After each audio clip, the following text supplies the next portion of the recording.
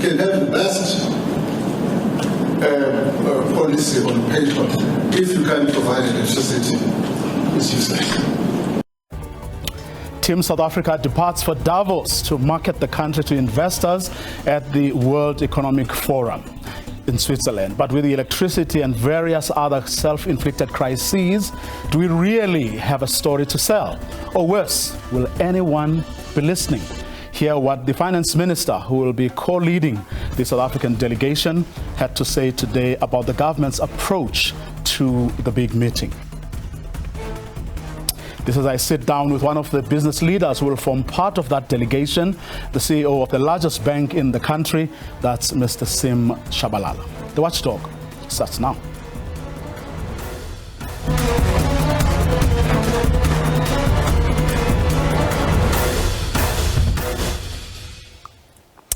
Team South Africa heads to the World Economic Forum to try and lure investors to the country with an electricity crisis hanging over its head. Finance Minister Enoch Godongwana says work is being done to solve the electricity crisis. He says details on stabilizing Eskom's balance sheet by taking on some of its debt will be announced in the February budget. The South African delegation will attend the World Economic Forum in Davos, Switzerland next week, bringing together government, business, civil society from around the world under the theme Cooperation in a Fragmented Society. Eskom has been unable to supply constant electricity for months, with the country currently at stage 6 of rolling blackouts until further notice. Finance Minister Enoch Godongwana says the message they are taking to investors is that South Africa's economy is one of resilience and recovery despite the challenges it faces. The energy crisis has been said to be a major deterrent to investments, but government says it's working on solutions. A number of people throughout the world are facing energy crisis. At this time, we're not alone. However, what we will be telling them that we're making interventions. 3 areas that are critical in this regard. The first one is ensure efficiency of operations by Eskom. There's no understanding why even today we don't have 11 generators out of not working. It's not understandable. It's inexpressible. The second thing is to DMR to move with speed in bringing in new capacity. The third issue is the law enforcement agency to make sure that there's no vandalism and crime in that sector. Those 3 elements to me constitute critical interventions. Government says more resources have been allocated to deal with crime and safety issues that are denting the country's reputation as an investment destination. We're improving the training of our police personnel, and in addition have increased the number of personnel on the ground in South Africa. So we are getting police out on the ground patrolling. We've also increased provision for the equipment that the police need to have in order to be able to carry out their job. So we're combating this negative of crime. We also are involving our communities with community policing fora. The National Treasury predicts that the local economy will have grown at 1.6% for 2022. Godongwana says if structural constraints are addressed, then the negative outlook can change for the better. He says if Europeans continue to impose sanctions on Russia and the war does not end, then we are likely to face a recession. Gloria Stefako Mosi, SABC News, Johannesburg. He rarely speaks in public, but today we managed to drag him into our studio to talk about the trip he and many other business leaders are about to undertake to sell the country to the world. We also, of course, take the opportunity to get his views about the state of our democracy and the rule of law. This on a day a cabinet minister again said we're a step closer to establishing a state bank. We ask Sim Tshabalala about the role of banks in rebuilding our economy. A week after several pronouncements and resolutions of the governing party on banks in general, and more specifically, resolutions on the Reserve Bank. Mr. Tshabalala, good evening. Thanks very much for your time. It's wonderful to be here. Thank you very much. Great to have you. I mean, I was looking at the theme of this meeting, which is cooperation in a fragmented society. I couldn't think of a better theme given our own set of circumstances. In fact, looking at or listening to some of what was being said this morning, where the ministers were and other people who will be attending, the tensions that were building up, accusations and counter-accusations from people who say this delegation could have been, put together differently to involve this and that, people who have been omitted or stakeholders who may have been omitted. When I looked at this theme, the World Economic Forum theme, cooperation in a fragmented society, I just felt maybe that's something we ought to have done before you guys leave in the next day or two. That, I suppose, is a fair comment from the Fourth Estate. And I have to say to you, that is one of the beauties and one of the strengths of South Africa, the fact that we have got a very knowledgeable and sophisticated press, which will ask questions such as these. But of course, there's an answer to that question. The meeting you're referring to this morning, in my understanding, is calculated to achieve precisely that cooperation amongst fragmented organs of society. The thing about South Africa is that you've got a strong labor movement, you've got strong organs of civil society, and dare I say it, you've got a strong business sector, and you've got a very good and sophisticated government, with many faults, and we can talk about them just now. And it's a dialectical process to get people to be aligned. And I took my hat to Brand South Africa, to the Ministry of Finance, and to the ministers that were there this morning, that in a short space of time, they aligned all of us in one direction. I must just point out that while I have the privilege of being part of that delegation, I have no authority to speak on its behalf. Yes. I have every authority to speak on behalf of the Great Standard Bank, but I'm just a member of the team. But also, the reason it sort of particularly struck a chord is because, we're having this conversation months after the expiry of, the deadline that the president set himself, or set for all of us, I should say, perhaps. If you recall, during the State of the Nation, he made pronouncements that, within 100 days, I think he said, there would have been a social compact where business, civil society, organized labor, and the government will have come together to look at what are the things that will take this country forward: economic reconstruction and recovery. But more importantly, within that, each of the various social partners will have been clear, about what it is that they're going to sacrifice in order for all of us to achieve what this country needs to achieve. And that still hasn't happened. And here we are, all of you going to Davos to sell the country. In part, of course, you're also going for your individual business, interests, but going to sell this country, but without having resolved some major issues, in my view, which, if we were as serious as everyone says we are issues that ought to have been resolved long before. So it's not my place to be critical and to hold account leaders of the country. There's a process to do that in terms of Parliament, NEDLAC, and so forth. So, but what I can this say was supposed to happen at NEDLAC, by the way. What I can say to you, however, is when I read the January 8th statement of the African National Congress, which is the governing party, and when I listen to what my colleagues say, who are in organized business and are engaged in NEDLAC and in the social compacting, there is a realization that a grand social compact is not feasible. It's not feasible in a country as complex as ours to have a grand agreement. But what you can have are sectoral agreements, which is something that BUSA and the BLSA have been arguing for, and that came through very, very strongly in the January 8th statement. I think one also has to recognize that in a sophisticated economy such as South Africa, with massive contradictions, high unemployment, high poverty rates, you're going to have strong differences of opinion, and you have to work through those differences. And one has to have patience with those processes. So I'm more patient than you are. Well, I'm just as patient, but of course, I mean, these are questions we have to ask. Indeed. Because deadlines were set, and these parties meet at NEDLAC fairly regularly.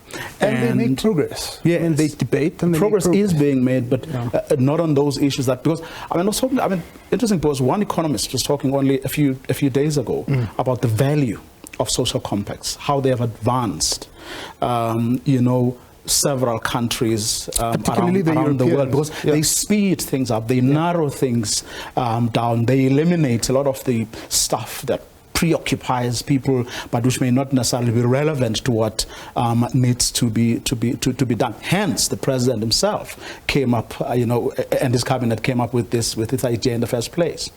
But I also talk first about electricity, the albatross hang around the country's neck, so to speak. Let's take a listen, perhaps, to what the minister had to say today about what they are doing around the electricity crisis.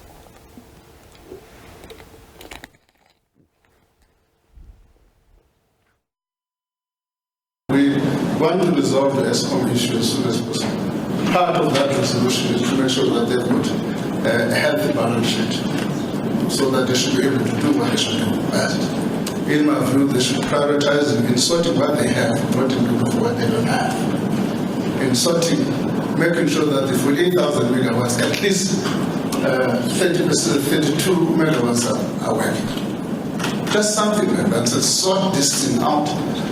That's why we instituted for us to clear that balance sheet, and we'll make the appropriate announcement on the 22nd of February. Just your thoughts around the whole electricity crisis. It was mentioned that the minister spoke about GDP growth in 2022 having been at roughly 1.6%. The economists differ. Some say 1.6, 1.9. We'll see where it lands. It'll be just shy of 2%. But it often, almost always defies the predictions. It's really the trend. I think that's important. The projection is that 2023 will be 1.1%. There are a number of reasons for why it is there, but a major one is obviously the cap that is placed on our growth by electricity. And the second one, of course, is logistics. Our ability to get our goods out from the factories or the mines to the places of consumption or to the ports and export. And as well as the other structural reforms that need to be effected so that we can grow at between 4 and 5%. And so everybody, I think, understands the gravity and the importance and the urgency of resolving the electricity crisis. So that's the first proposition. The second one is there a plan? I understand that there is. We've got the National Electricity Crisis Committee, chaired by the DG in the presidency. It's got 5 broad objectives, many of which are summarized, I guess, in what you were quoting the minister to have said. Fix the operations, fix the balance sheet, get going on gas, storage, and renewables, and so forth. And those are great policies and they're great plans. The real issue that you and I think, would be concerned about is our ability as a nation to execute against those plans so that we can grow at above 1.2, 1.3, and grow towards 4% between now and 2025, 2026. The interesting thing is that, only the other day, I was looking back, at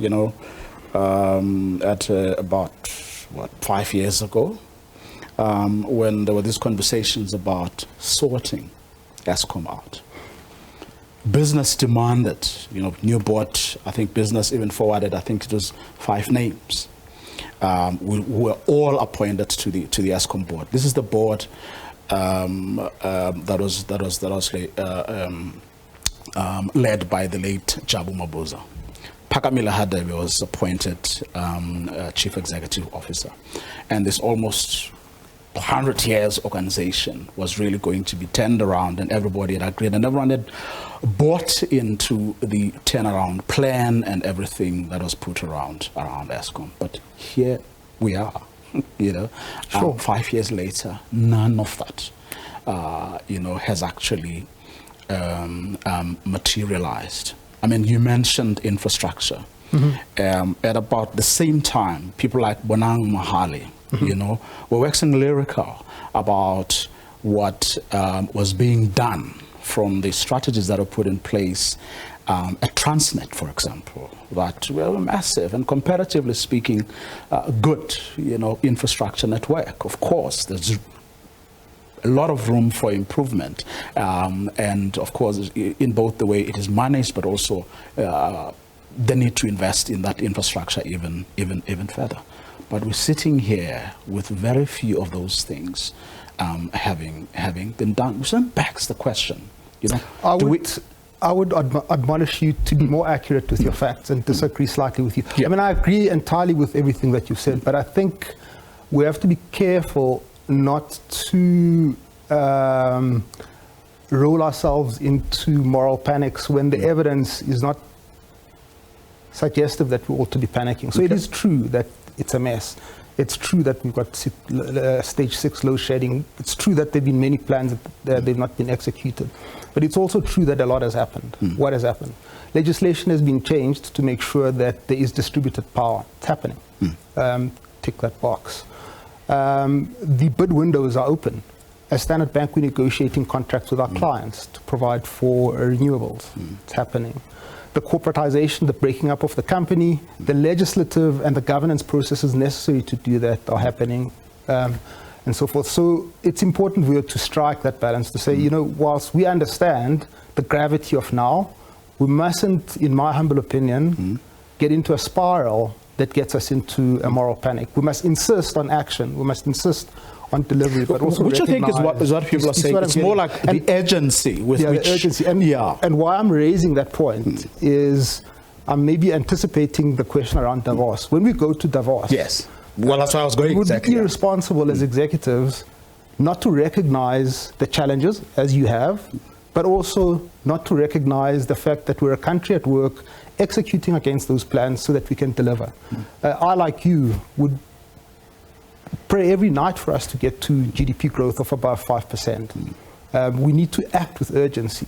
So agreed, and it's necessary for those of us that are going to Davos to be able to speak like that with confidence and eloquence. What then do you say to a skeptic that's sitting where I'm sitting, say, Mr. Tshabalala, tell me why I should even look at a country like yours? I'll say to them, in God we trust, everybody else, please provide data. What is the data? The data is what I've just said to you about the actions relative to Eskom off the back of that energy crisis committee. Secondly, I would say to them, take a step back and look actually at the South African national competitive advantage. Just look at some of the things that are really good and powerful about South Africa. Its institutions are extraordinary.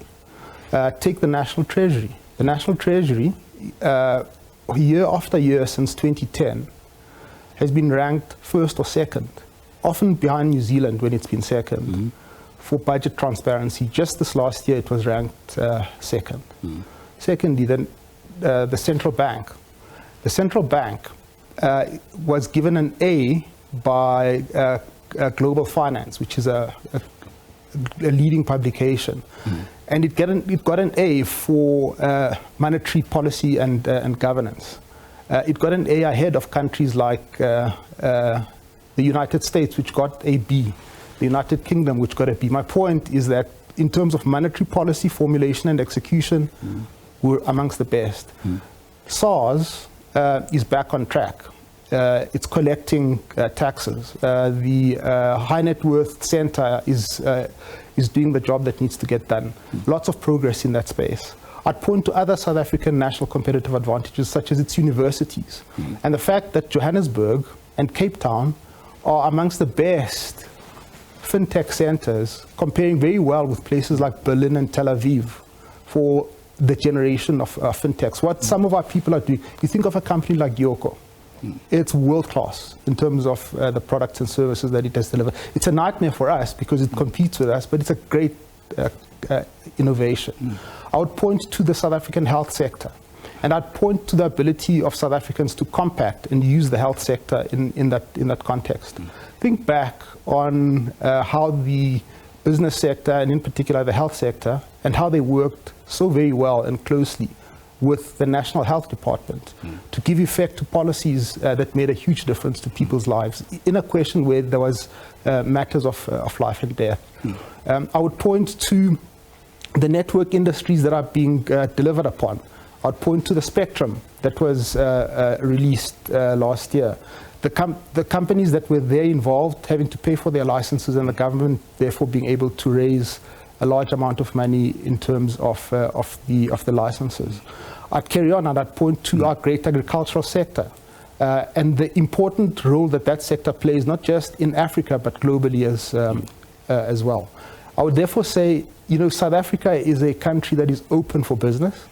It's got an incredible business sector. It's got a resilient economy. There's a study by Swiss Re, which listed, I think it's about 32 countries. And South Africa, amongst those 32 countries, ranks higher than places like Spain, Greece, and several other, Brazil, and several Turkey, and several other countries in terms of the resilience of the economy.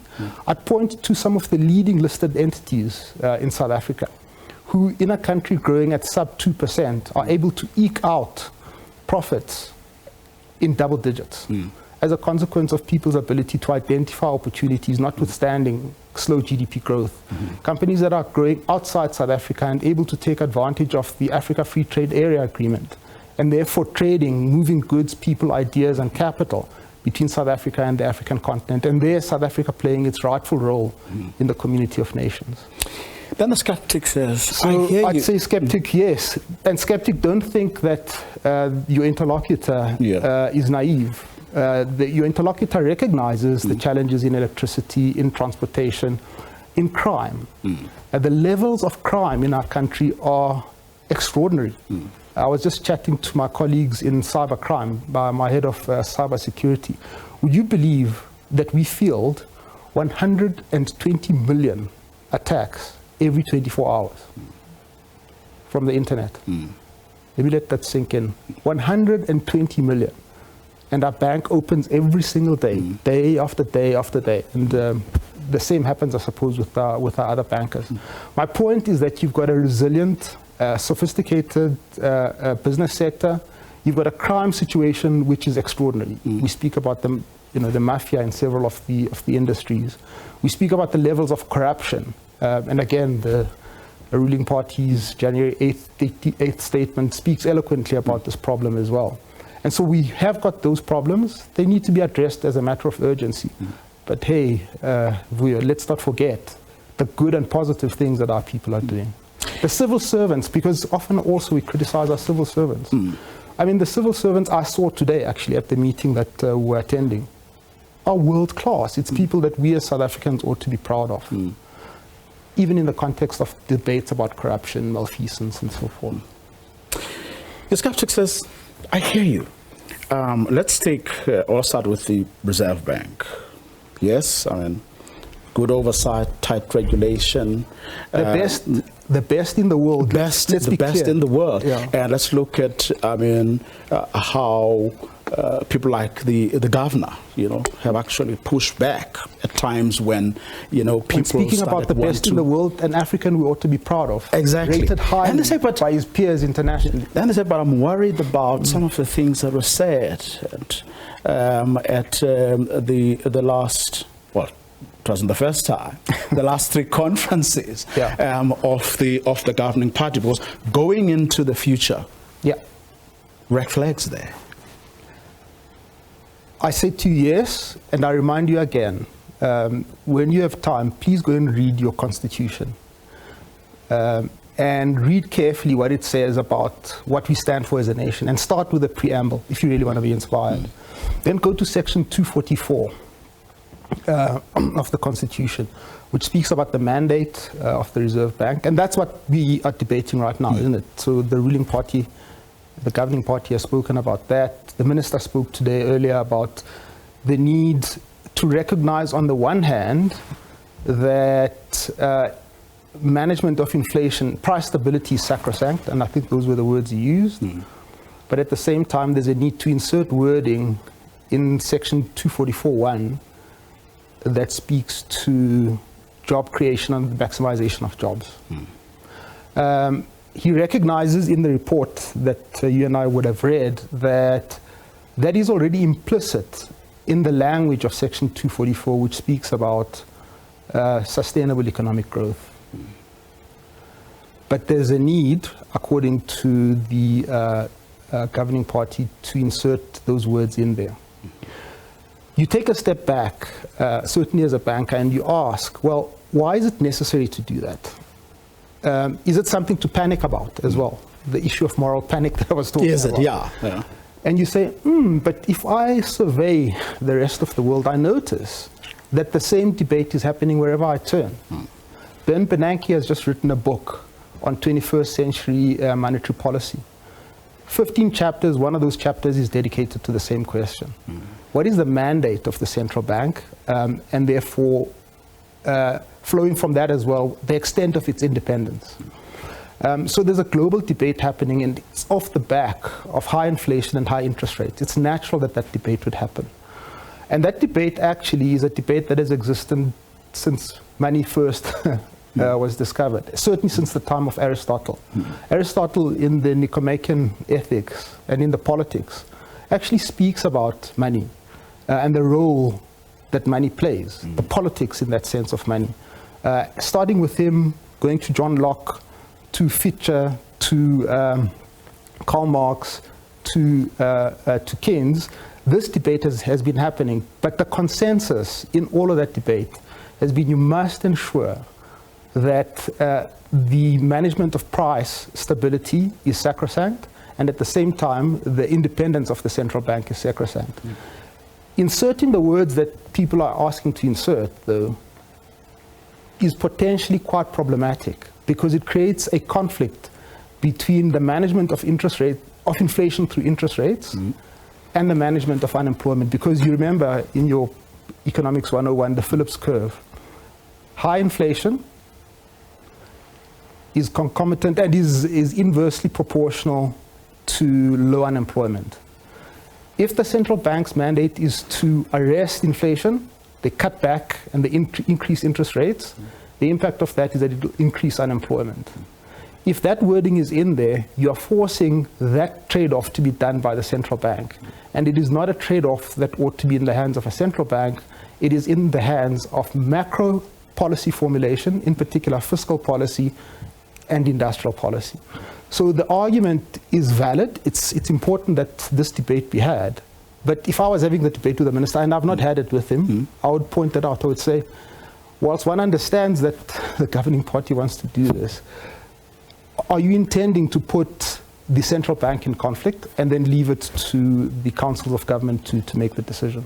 Having made the case. So the question really whether these conversations actually happened where it matters, in other words, with respect to the governing party. In other words, the people who took those resolutions actually had adequate, and far-reaching debates about it before insisting on the wording that they're insisting on right now. But if they had, they would resolve the contradiction I've just asked you. I don't know how you resolve that contradiction. Okay. Of course, we're in conversation with the CEO of the Standard Bank, who is, of course, among the people who are going to Davos, Switzerland, to sell our country. This conversation continues right after this.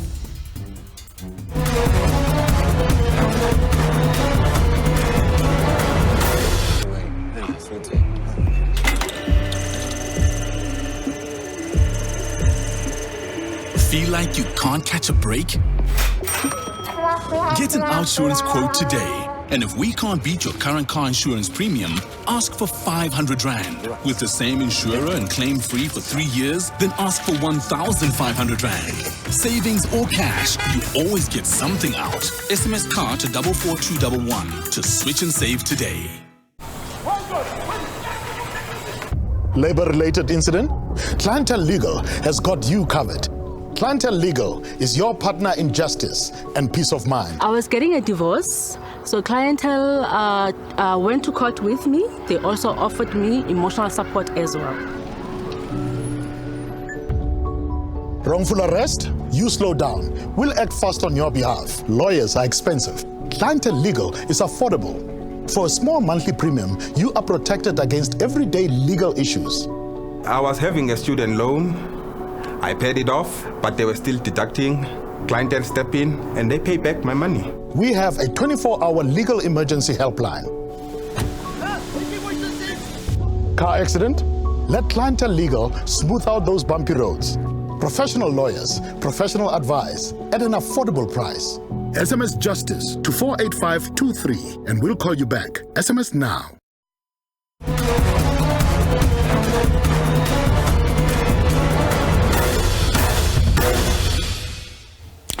Welcome back, and if you've just joined us, I'm in conversation with the CEO of Standard Bank, the largest bank in the country. He's one of the business leaders who will be heading to Davos to sell our country at the World Economic Forum. Now, Mr. Tshabalala, we're talking just before we went to break about the central bank, but I also want us to talk a little bit about the role of the sector in general in our economic development. Where do you see banks fitting in the whole picture?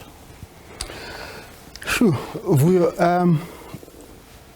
Proposition one, what is the role of a bank and what is its mandate? The fundamental and classic role of a bank is to intermediate.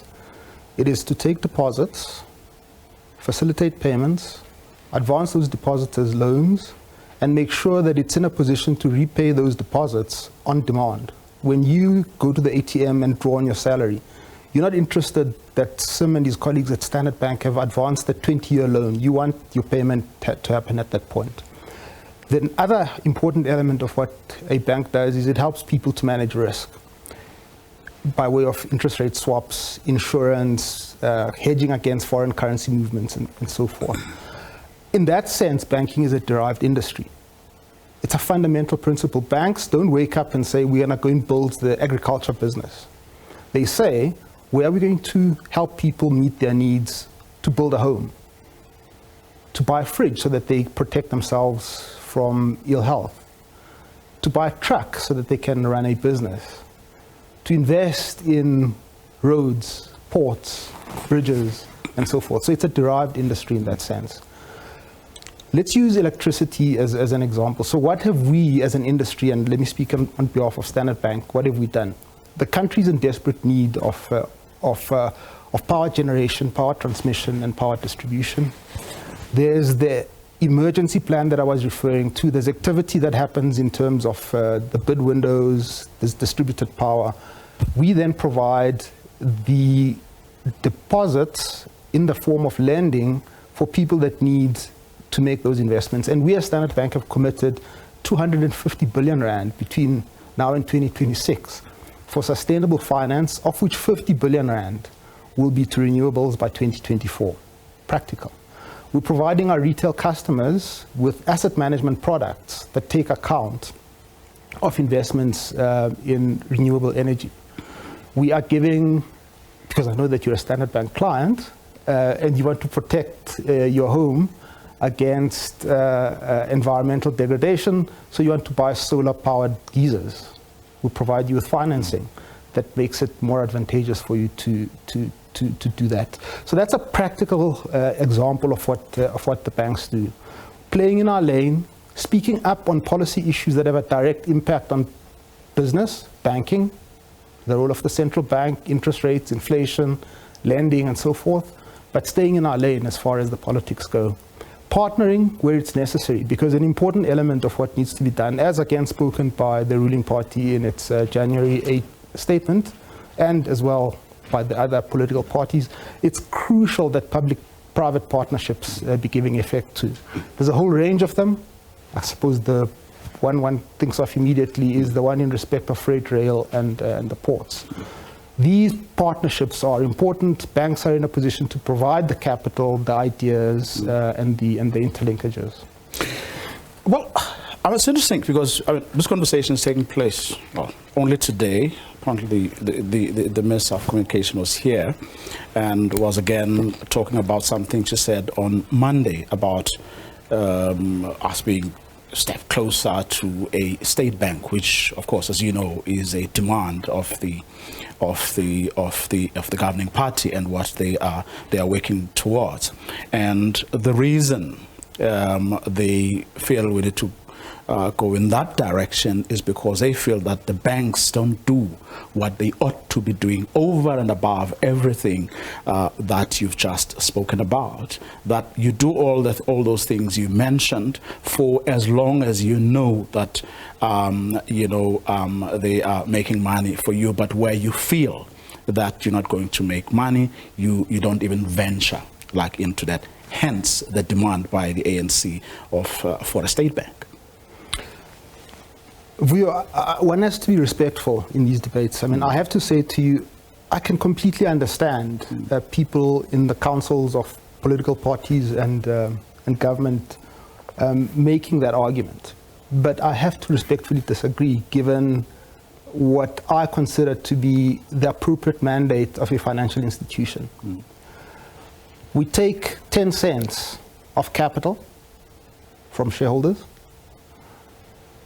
We take 90 cents of deposits and we lend R1. If we don't get the deposits back, the shareholders take the knock in that instance. Fundamentally, for the safety and soundness of the system, when we take your deposit using the capital that we've got to protect ourselves against the risk that we're taking on, we have to be absolutely certain, I use those words advisedly, absolutely certain that we will be able to get the money back so that we can pay you your deposit on demand. The consequence of that is that when we lend, we have to lend with a high degree of certainty. And therefore, the people who are able to take risks in the nature of venture capital are one type of an entity. It's not a commercial bank. A state bank may well be able to do that. But the important point to make there is that the policymakers make that decision conscious of what they're doing. In other words, they will be taking taxpayers' money and putting it at risk.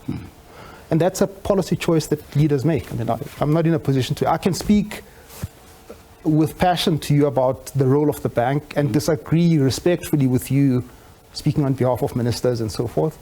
But I can understand why they would be making that case. But it's a contradiction. It's not capable of reconciliation. If the authorities do put in place a state bank, there are other nations that have done so with great success. India is an example. Brazil, Bradesco. So it depends on the policy framework, the mandate that's given. One of the important things that happens in this case, if I could just make this point before I keep quiet, is that once a developmental mandate has been given to a developmental bank, you must not confuse it with a commercial mandate.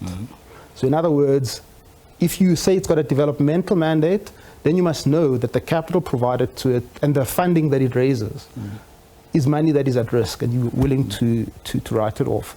You can't then ask it, like the DBSA, for example, to issue bonds, because the moment you say it's got a developmental mandate and it's got to issue bonds, the bondholders are going to demand their money back.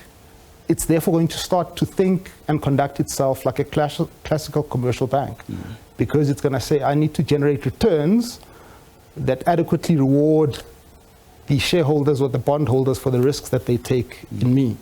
And therefore, in that sense, that developmental entity is no different to a commercial entity. I'm keen on you to expand. We'll talk a little bit on something else you said just now around when you said, what do you mean when you said you stay in your lane? And I'm saying this because I remember when COVID started, remember the first meetings that were held between business and government and, of course, other social partners. Virtually, I think every CEO was, bank CEO was in those meetings, which looked like a disproportionate representation, when you compare other, sectors, with other sectors of the economy and how they were represented at those meetings. I'm just trying to understand that bit. When you say you stay in your lane, you mean what exactly? That you dare to say to politicians, we think you are messing up now? No, I'm certainly not scared to be frank but respectful on issues. That's not what I'm saying. What I am saying is that there is a social division of labor. It's not the place of businesses to be making political pronouncements or statements, but it's definitely the place of business to make statements and advocate for things that have an impact on their ability to sell their products and services. COVID, in the example that you're giving, had a direct impact on the economy and had a direct impact on our ability to service our clients. And we were in a position to be able to provide financial assistance in the nature of the fund that was set up for businesses that were capable of staying alive off the back of the COVID pandemic. The fact that there was a large number of bank executives, I'm sure a sociologist will come up with a clever analysis of it. I can't explain it. I don't know. I can tell you why Standard Bank was involved. Standard Bank was involved because it was in the national interest. For us, the cost of capital is important.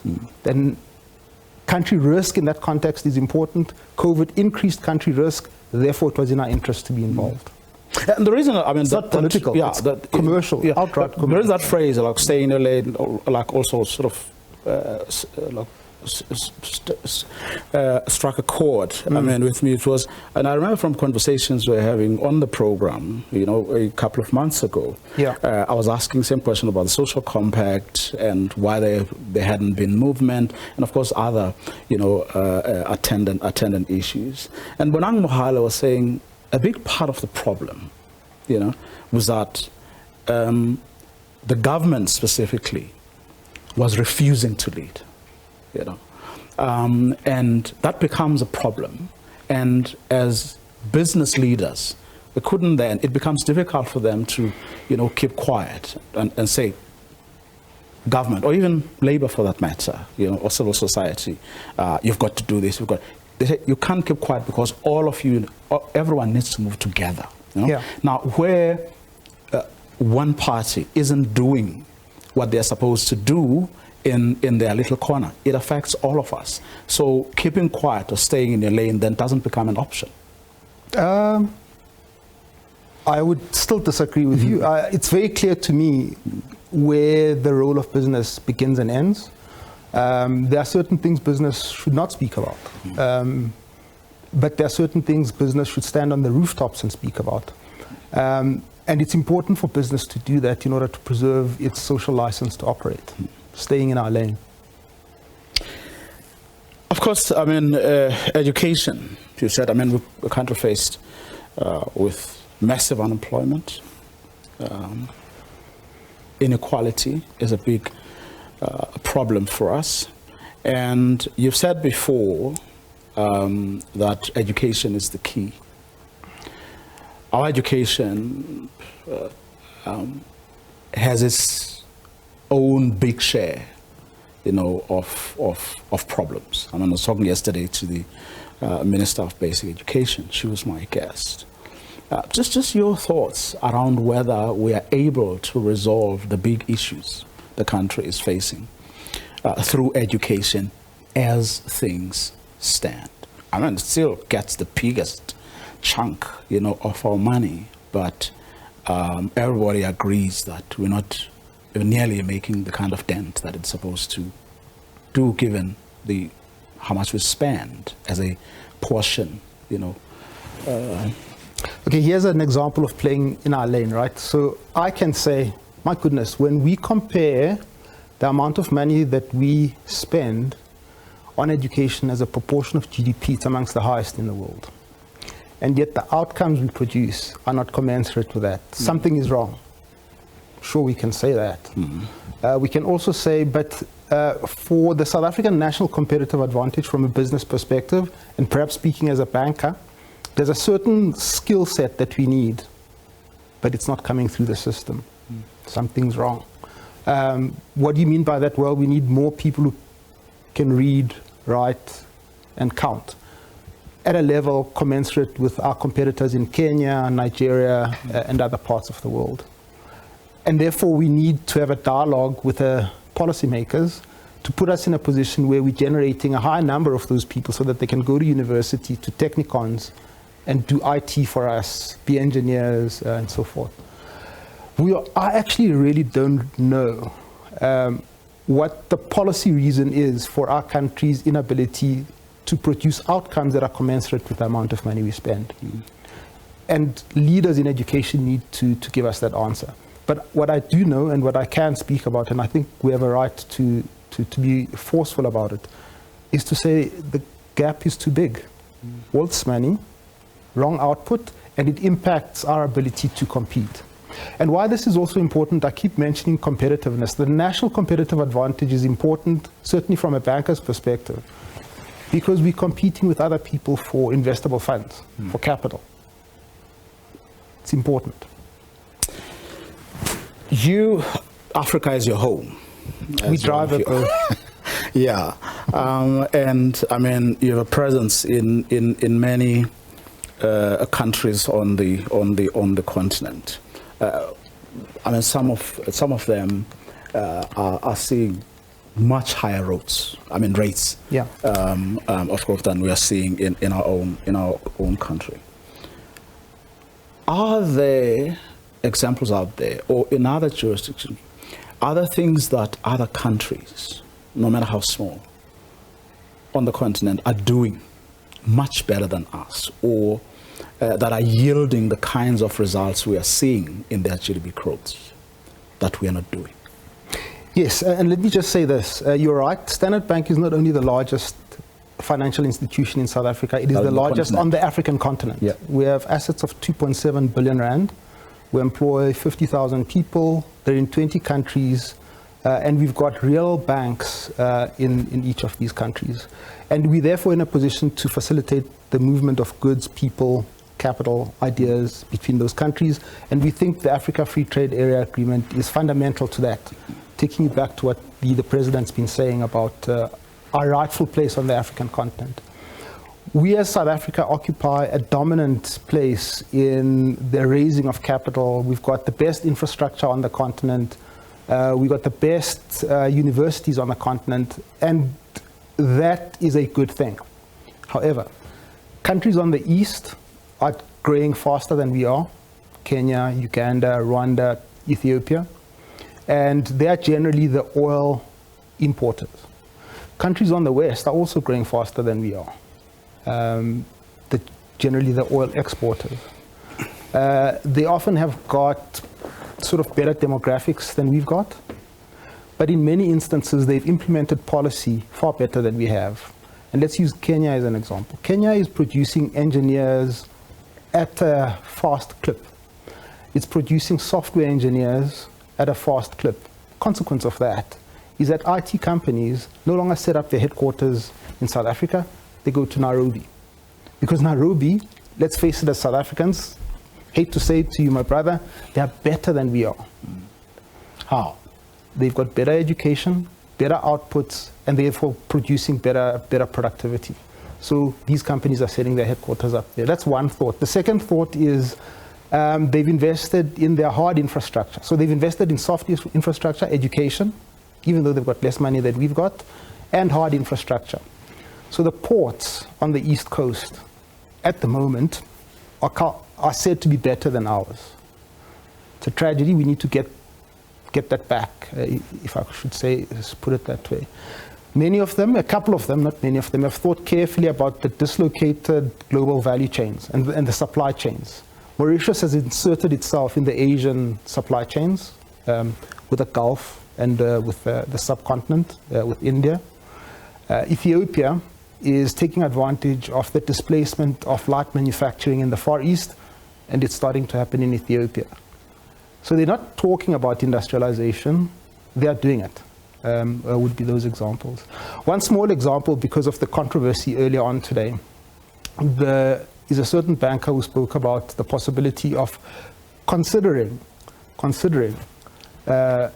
an international executive if they meet the criteria that the decision makers are looking for.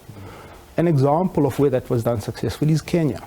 Kenya, Power and Light. They appointed a Canadian as a turnaround artist, and they succeeded. So what I'm saying is there are many, many lessons from operating in these African countries. Interesting you say that, because I mean there was a point at which some people said we're the toast of the continent. We still are, by the way. But we're even punching above our weight. But we still are omnipresent. It's still the case. We were leading in many respects. It's still the case, but we are ceding that position. We're giving it away. Why, and what are the consequences? The consequences of it are that we lose the investment dollar, because I did say to you that portfolio investment and FDI is competed for. We lose the cachet, we lose the position of being the gateway to the African continent. We lose the ability to generate money from IT companies, the Microsoft and so forth of this world. And we lose our competitive edge. What does that do to, makes it more iconic, brands, South African brands like Standard Bank? It makes us less competitive. You ought to ask, well, why does it matter if you're less competitive? You're less competitive, you're going to generate less capital, and you're therefore going to generate less jobs as a result of the inability to invest in infrastructure, in processes, in ideas, and therefore in hiring people. It's got a consequence. It's not just being iconic. It's the ability to attract the money, attract the investment, create the infrastructure, create the jobs. Because not just for you as a brand or as a company or institution, but it's bad news for the country as well. Yes, that's my point. That's why I'm making reference to jobs. Which, if we go back where we started, is the reason you have to go to Davos. So we're going to Davos, indeed. You've brought us full circle. We're going to Davos to make a case, the investment case for the great Republic of South Africa. Bring your dollars to South Africa so we can invest in infrastructure, create jobs, and grow at a faster rate than population growth so that our people per head get wealthier. Last word before I let you go, and my technical director kills me. You've been at the helm of Standard Bank for what, almost 10 years now, 5 as the sole, CEO. How has it been? Joyride? It has been a most wonderful and a humbling experience to be able to serve close to 16 million customers and close to 700,000 corporate and retail commercial clients throughout the continent, and learn from them as they try and build their factories. Families building homes, as I said, buying fridges to improve their health. So it's been a real privilege to be part of that. There are 50,000 people, as I've said, who work for Standard Bank, of which about 30,000 are in South Africa. They are just the best in the world, and it's been a real privilege to be with them. I have to say this, and you can't kick me off the stage. I'm sitting here talking to you with great pride and wearing this brand because it's such a great institution. It's 160 years old today. We stand on the shoulders of giants, and it's been a real privilege to be leading it. Well, best of luck to you, your team. Best of luck to Team SA in Davos. May you indeed represent. Thanks very much for coming through. Guys, thank you very much. Sim Tshabalala, the CEO of Standard Bank. And that's our show for tonight. Thanks very much for watching. Do join us again tomorrow night, same time.